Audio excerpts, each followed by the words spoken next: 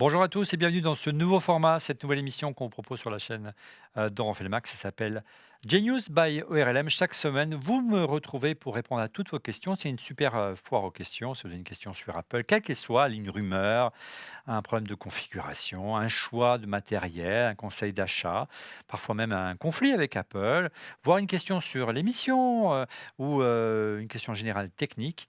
N'hésitez pas à me poser vos questions. Pour cela, vous avez trois moyens. Le mail, contact@onrefaitlemac.com, tout simplement directement dans les commentaires de cette vidéo sur YouTube. N'hésitez pas à nous dire ce que vous avez pensé de cette émission. Et enfin, et à réagir, bien sûr. Et enfin, via le compte Twitter dont on fait le Mac, on refait le Mac. Et puis, vous voyez, regardez, on est dans notre nouveau studio, le studio numéro 2 d'Electronics Production. Vous retrouvez notre studio virtuel. On est très heureux de le retrouver. Et bravo à toutes les équipes dont on refait le Mac pour cet exploit. Alors, première question, elle nous vient de Julien Serre. Elle a été posée via le mail à contact@onrefaitemac.com. Bonjour à Timo ORLM. Une petite question pour cette nouvelle chronique. Apple, chaque année, livre les nouveaux iPhones avec un nouvel iOS. Exemple pour l'iPhone 14, on sait qu'ils seront livrés avec iOS 16. Or, la production des iPhones débute en juillet. Alors, comment font-ils pour inclure dans tous les téléphones la version finale d'iOS? Car en juillet, on est encore sur la bêta 2, voire la 3. Cette question m'a toujours intrigué. Merci d'avance pour votre réponse. C'est vrai que c'est une question bigrement intéressante et pas évidente. Alors, j'ai posé la question à pas mal de mes contacts. C'est difficile hein, d'avoir ce type d'infos chez Apple parce que le culte du secret est légion, mais on y arrive hein, après des années de pratique. Et les réponses ont été parfois surprenantes, voire contradictoires, et généraient plutôt d'autres questions du style Apple a-t-elle la possibilité de produire, de mettre à jour à distance, après leur production, des milliers, voire des millions d'iPhone flambant neufs, tout juste sortis de la chaîne de production?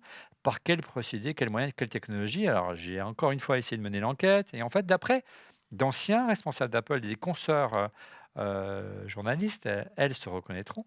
La technique utilisée par Apple est beaucoup plus simple en fait et beaucoup plus terre à terre. Alors, selon mes contacts, donc, Apple n'aurait pas développé de technologie sans fil révolutionnaire. Il n'y aurait pas de porte cachée qui permettrait à Apple de mettre à distance à jour le téléphone une fois produit. Mais simplement, Apple a décidé, bien en amont, de figer une version bêta d'iOS. Celle-ci est installée au moment de la production des téléphones en usine en fin de chaîne d'assemblage. Et les ouvriers des sous-traitants d'Apple, eux, n'ont pas besoin de lancer le système pour vérifier le bon fonctionnement, car ils disposent de leurs propres outils de test qui passent au crible tous les composants du téléphone. Bref, Apple, pour répondre à la question, préinstalle une version d'iOS qui n'est pas la version ultime, mais elle est bien stabilisée, qui sera distribuée massivement en septembre à tous les possesseurs d'iPhone ou presque. En cas de nécessité absolue de corriger les bugs, eh bien, l'iPhone, une fois acheté et lors de son premier démarrage, proposera tout simplement une mise à jour pour corriger les éventuels problèmes levés par les bêta-testeurs durant les semaines qui ont suivi la mise en ligne et la mise en production de l'iPhone. Seconde question, elle nous vient d'Antonin Bourguet, toujours via le mail d'On refait le Mac, contact@onrefaitlemacom. Bonjour l'équipe d'ORLM et merci pour vos émissions, merci de nous suivre. Je souhaite investir dans une Apple Watch. J'hésite entre une Apple Watch Series 7, une version SE, voire une série 3. La version SE est vendue 299 euros contre 429 euros pour la série 7 et seulement 219 euros, c'est pas cher, pour la série 3. J'ai du mal à comprendre d'ailleurs l'écart de prix. Merci.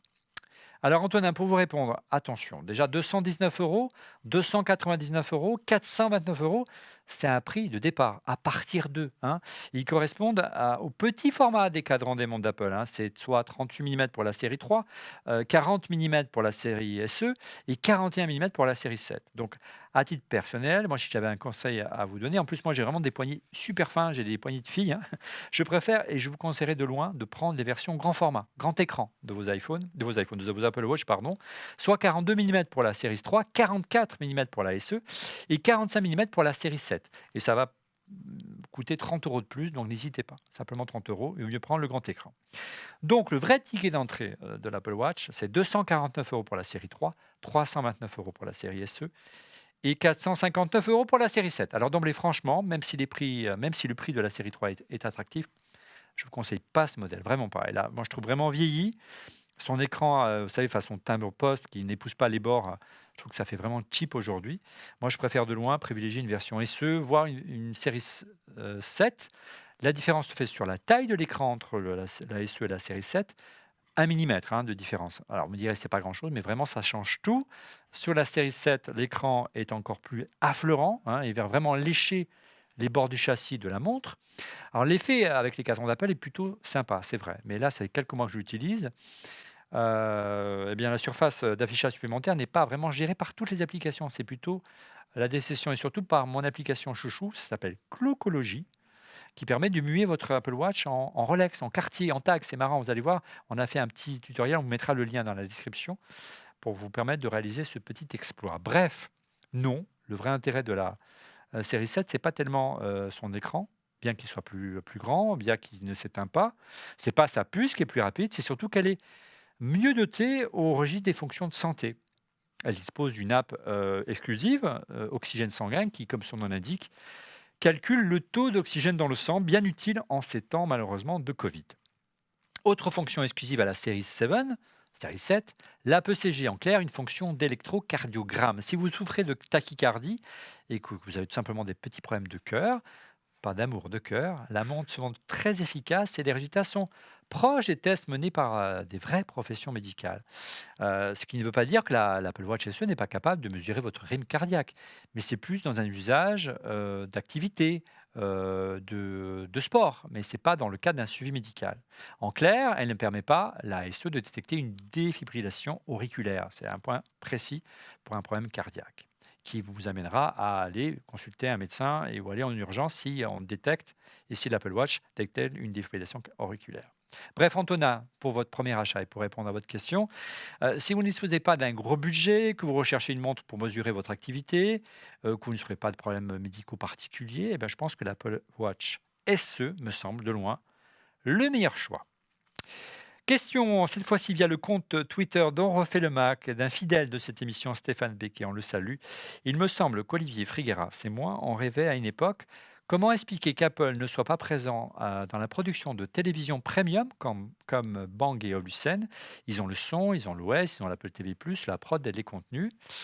C'est une bonne question. C'est vrai que c'est une grande déception à titre personnel et c'est aussi une grande déception et un souhait récurrent de notre ami Cédric, un grand que l'on salue. Et c'est vrai que c'était quelque part l'héritage annoncé de Steve Jobs à l'arrivée d'une télévision d'Apple. Souvenez-vous, si vous avez lu la biographie écrite par Walter Isaacson et avait validé Steve Jobs, il avait annoncé qu'il avait craqué la télévision, que la prochaine, the next big thing allait être effectivement une télé. Elle n'est jamais sortie. Pourtant, figurez-vous qu'elle existe. Plusieurs sources assez bien renseignées, notamment issues des designers d'Apple, nous affirmaient que les protos étaient là. Mais elle n'est jamais sortie des labos d'Apple, malgré la promesse de Steve Jobs. D'autres responsables de LG, cette fois-ci, nous ont confirmé que le célèbre fabricant de dalles et de téléviseurs, qui travaille depuis des années avec Apple, notamment pour fournir l'iPhone et les écrans, les moniteurs de Mac, qu'ils travaillaient, ils étaient en discussion avec Apple pour la fabrication d'un téléviseur haut de gamme. Ça a été confirmé également. Alors, le portrait robot qu'on nous faisait à l'époque, nous étions en 2011-2012, c'est celui d'une télévision 100% connectée. En clair, une sorte d'Apple TV intégrant un écran. Alors, pas de prise d'antenne, pas de tuner TNT, donc c'était vraiment une télé connectée, un énorme risque pour l'époque. Et pourtant, Apple a justement a choisi de ne pas prendre ce virage, de ne pas prendre ce risque et prendre un autre virage, un tout autre virage, celui de l'Apple Watch, qui est sorti quelques années après. Il est vrai que quand on y réfléchit, comment on peut expliquer qu'Apple n'ait pas pris ce risque-là? La vraie question qu'il faut se poser, c'est quelle valeur ajoutée aurait pu apporter Apple? En 2011, en 2012, ils avaient une vraie valeur ajoutée en termes de design par rapport à peut-être ce qui se faisait à l'époque. Et les sources au sein d'Apple étaient vraiment frustrées de nous dire: putain, elle était canon cette télé, c'est dommage qu'elle soit jamais sortie. Qui sait, peut-être qu'elle sortira un jour. Au-delà, comment Apple aurait pu disrupter le marché? C'est là la vraie question. Apple arrive dans un marché de masse, ce n'est pas un marché de niche comme l'Apple TV, mais la télévision d'Apple, c'est un marché de masse comme l'iPhone, tout le monde a une télévision à la maison. Comment on peut disrupter le marché? Et je pense qu'Apple n'a pas trouvé la solution sur ce point-là. Au-delà, on sait que Tim Cook est un excellent gestionnaire, il a été nommé pour ça, et on sait que les marges du marché du téléviseur sont plutôt faibles comparé aux standards d'Apple qui dépassent parfois les 40% sur certains produits d'Apple. Voilà, donc tout ça accumulé a fait que finalement, Eh bien, l'Apple TV, la télévision d'Apple n'est jamais sortie à ce jour. Est-ce qu'elle a une chance de sortir dans les années qui viennent? On sait qu'Apple a encore, des mots à dire, des arguments. On le voit avec l'interface de l'Apple TV+, de l'Apple TV et puis le service Apple TV+. Hem, mais c'était le cas en 2012. Aujourd'hui avec, on voit bien les interfaces de Samsung, on voit les designs de Samsung ou de LG. LG qui a racheté PalmOS, qui a un super système d'exploitation. Ils ont fait d'énormes progrès en matière d'utilisation, en termes de simplicité d'usage. Bref, aujourd'hui, il semble un peu trop tard et Apple a loupé le coche sur ce créneau-là et ils ne pourront pas revenir tant qu'ils n'auront pas trouvé cette valeur ajoutée, cette différence qui fera vraiment la scientifique moelle de cette, télévision et qui fera qu'au-delà du design, elle fera la différence par rapport à la concurrence. Autre, question, toujours sur le Twitter d'On refait le Mac d'Alan, alias Alan Tranoise, un autre fidèle d'On refait le Mac qu'on salue. Je ne me rends pas compte, une émission alors ça concerne On refait le Mac, tiens, cette question. Je ne me rends pas compte, une émission d'1 h 30 d'ORM, ça représente en moyenne combien de temps de préparation pour les intervenants? Combien de temps de montage? Merci. Alors merci pour cette question. C'est vrai qu'on nous la pose beaucoup parce que vous êtes, nombreux à être venus nous visiter. N'hésitez pas à venir nous voir et puis dans les semaines, dans les mois qui viennent, vous verrez, on va vous proposer une version premium et parmi les avantages de s'abonner à On fait le Mac et de donner un peu de sous pour nous soutenir, vous aurez la possibilité de venir nous voir, de visiter nos locaux et de suivre notamment, les coulisses de l'émission depuis la régie. Alors sachez que déjà, on établit de manière, l'équipe de On fait le Mac écrit un agenda à l'année de toutes les émissions sur l'année. On définit en gros, de septembre à décembre, toutes les émissions pour le dernier trimestre, qui est certainement le trimestre le plus riche dans l'actualité d'Apple. Et de janvier à juin, on définit à peu près toutes les émissions. En cas d'actualité forte, on bascule sur ce qui fait l'actualité chaude de moment, une nouveauté Apple, une polémique, etc. En général, l'émission, elle est écrite. Elle n'est pas en général, elle est écrite systématiquement, mais en général, ça prend 1 à 2 jours d'écriture, vraiment. Euh, et c'est vraiment un travail auquel on s'attelle, on vérifie les informations, on va chercher les illustrations.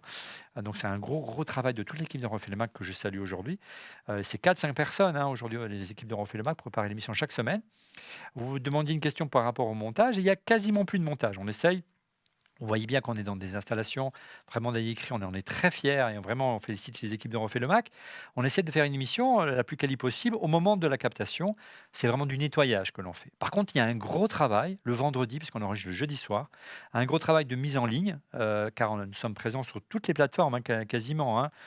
YouTube, Dailymotion, et oui, on est encore sur Dailymotion, podcast d'Apple en vidéo, podcast d'Apple en audio, sachant qu'on héberge nous-mêmes nos propres podcasts, donc c'est pas un hébergeur, donc c'est OVH qui nous fournit cet hébergement, donc c'est un peu plus compliqué, il faut générer un flux RSS, on est sur Twitch, on est sur Spotify, bref, c'est vraiment énormément de boulot et vous aurez l'occasion, encore une fois, de nous soutenir et de soutenir le travail de nos équipes et venir voir les coulisses lorsqu'on lancera une version premium dans quelques semaines, on vous promet, dans On fait le Max sur YouTube.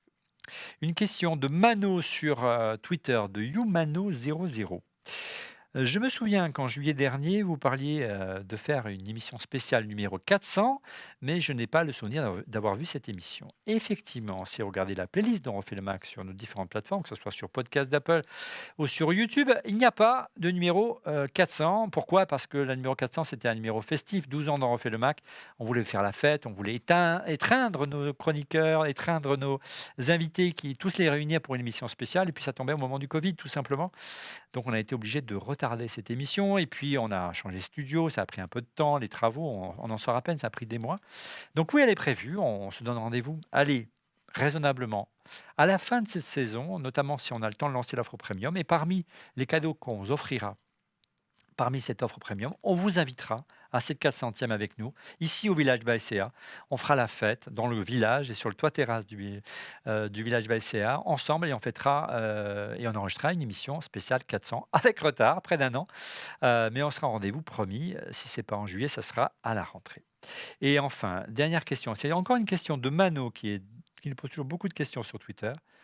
J'ai une question toute bête,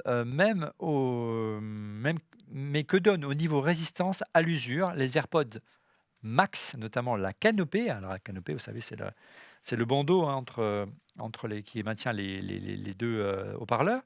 Il résiste bien aux affres du temps. Alors moi, je suis pas équipé à titre personnel d'AirPods Max, mais mon épouse oui, et ce qui est plutôt intéressant, c'est qu'elle a l'habitude de tout casser, hein, c'est un brise-fer.